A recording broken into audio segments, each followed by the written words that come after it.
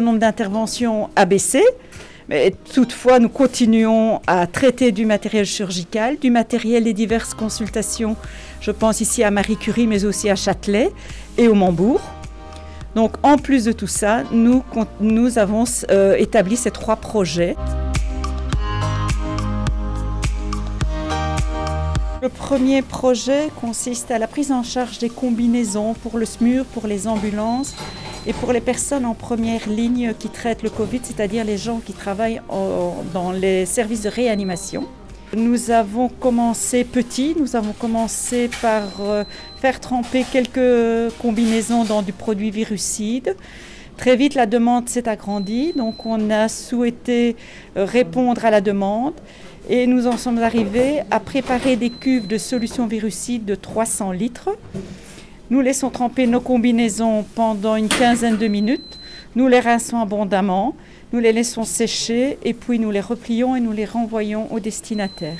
Le produit virucide a été découvert chez un fabricant de jumets. C'est lui qui nous le fournit, c'est lui qui nous a contactés et nous a proposé son produit virucide, qui est d'ailleurs compatible avec les denrées alimentaires et donc qui est sans risque pour les utilisateurs qui vont porter les salopettes, mais aussi pour les gens qui les traitent. J'apprends avec surprise que mes collègues en traitent parfois jusqu'à 80 par jour. La moyenne était de 55 la semaine passée. Je pense que la demande augmente au fil du temps.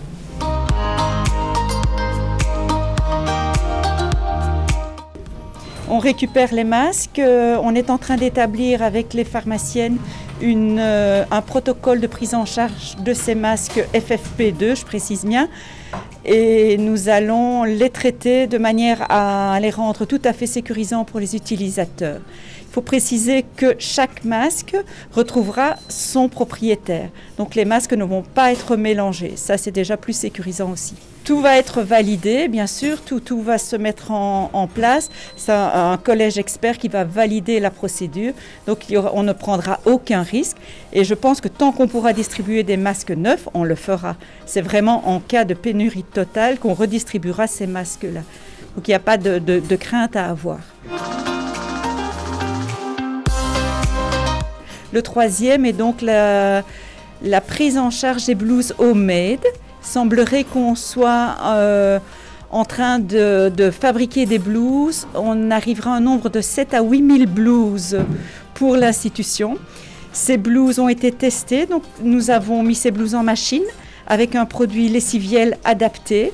Le matériau a très bien réagi, les coutures sont intactes, le matériel est tout à fait intact.